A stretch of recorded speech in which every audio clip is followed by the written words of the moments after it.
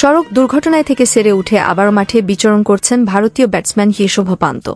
দীর্ঘদিন পর Indian premier লিগে আইপিএল ফিরেই সেঞ্চুরি করলেন এই ব্যাটসম্যান।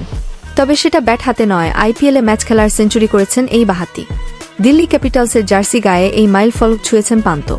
জয়পুরে রাজস্থান রয়্যালসের বিরুদ্ধে খেলতে নামার সঙ্গে সঙ্গেই এই মাইলফলক ছুঁয়ে ফেলেন পান্ত। দিল্লি ক্যাপিটালসের প্রথম খেলোয়াড় হিসেবে পান্ত আইপিএলে 100তম ম্যাচ খেলতে নামেন এই হার্ড হিটার ব্যাটসম্যান। তার এই বিশেষ ম্যাচকে আরও স্পেশাল করে তুলেছে পন্তের ফ্র্যাঞ্চাইজি।